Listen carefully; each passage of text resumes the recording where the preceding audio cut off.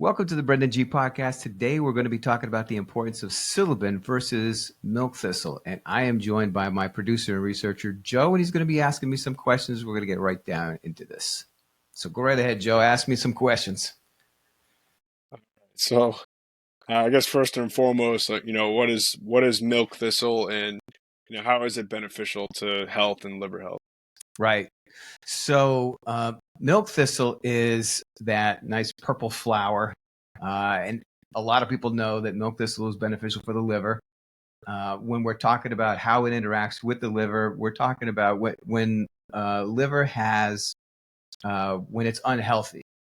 Typically what happens is the detox cycles are broken down and it can't get the toxins that are fat soluble to a water soluble state. That's basically what's happening. And or there's so much coming into the system, either because the environment is toxic or what you're eating is toxic or your digestive tract is compromised, that there's too much toxins coming in. Your body simply can't handle it. So what milk thistle does is it comes in and it helps to replenish the most important antioxidant that's responsible for most of the detoxification processes within the liver, and that's glutathione. So it's really important to think, when you think about like liver health, you want to think glutathione. The problem is you can't take glutathione as a supplement and it go to your liver because it's used throughout your entire body by all the other cells. So you got to get there indirectly. So that's the trick. That's why when people like to help or improve their liver health, they're looking for milk thistle. Okay. And we were talking earlier, and you mentioned uh, something else called Silybin. How are these two? How are these two related in Right. the liver area? So let's say you go out to the health food store and you're looking up on the shelf at a supplement, right?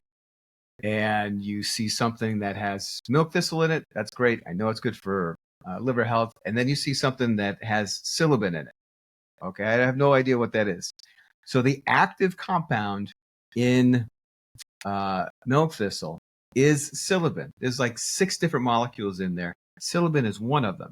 But that's the one that's doing all of this work. That's the one that's replenishing glutathione. And a very interesting study came out, this is years ago, that showed when you isolate Silybin, as opposed to milk thistle, like, so let's say you've got X amount of Silybin, you've got X amount of milk thistle. The X amount of Silybin gets absorbed and activates at a 10 times rate. So the absorbability and the activity on Silybin is 10 times more potent, you might want to say, than having milk thistle alone. So if I had a product that had 500 milligrams of milk thistle and had 500 milligrams of Silybin, absolutely pick the Silybin over the milk thistle. It's going to be that much more, what we call, efficacious. Okay. So would you say that there's really no point in milk thistle if you have access to Silybin? I mean, it seems. Yeah, absolutely. Yes. Yeah. So one of the so we talked about the fact that Silybin replenishes glutathione. So like when glutathione goes through its detox cycles and it gets spent, it's the Silybin that comes in and replenishes it so it can go back into the detox cycles and continue to take fat soluble toxins and transfer them to water soluble so they can exit the body.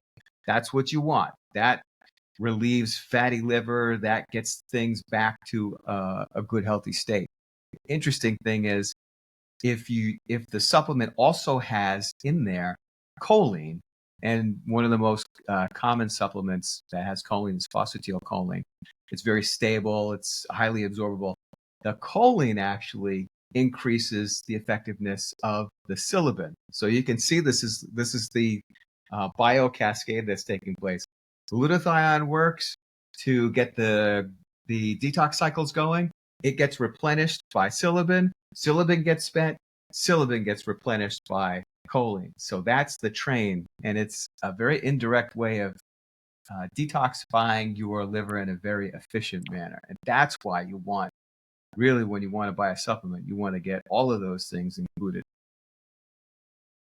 Okay. Now, what would be if I was taking Silybin and choline to help with detoxifying, I mean, how long do you think it would take to, you know, see some good results or have like some improvements at all? Do you have any information on that?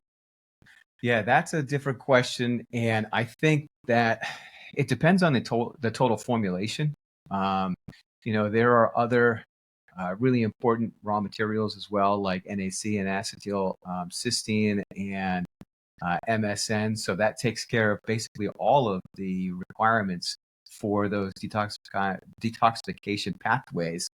It's also important to put selenium in there as well. But what we've seen is when people start to take supplements that have these raw materials in them, their liver enzymes drop rather drastically, pretty much within a week period. So it doesn't happen right away, but it does happen. And again, when we're talking about liver enzymes, they only exist in liver cells, hepatic cells. When the liver cells or those hepatic cells die because they're put under toxic strain or the blood flow is restrained from them, they die, and the enzymes inside go into the circulatory system, and that gets picked up by the test. And that's how people figure out, oh, your liver cells, they're dying. So once you start taking product that has those ingredients in there, that process stops because you're getting those toxins that are causing all of this unhealth and those hepatic cells to die off. Getting rid of those, you're transferring them from fat soluble to water soluble. So I Okay. guess the short of it is, it does take a little bit of time, but it took you a lot of time to get to this point. So you're going to have to wait. And most of the time, if people are in this sort of fatty liver sort of spectrum, which means that typically if you've been diagnosed with a fatty liver, that means the concentration of fat within your liver is above 5% or so, then it's going to take a little bit of time to get out of that zone. And most people are, they should be taking the liver cleanse product for at least 2 to 3 months, and sometimes six to nine, depending upon the concentration. Okay. So, someone in this situation, you mentioned testing, so there'd be testing throughout the process to check enzyme levels, you said? So Yeah, you'd liver be able to enzyme see. levels. Yeah, there's multiple ways of doing it. You can do a liver enzyme test. You can do a fibro scan. You do a CAT scan. Fibro scan is obviously going to pick up the amount of fibrin or fibrous scar tissue within the liver.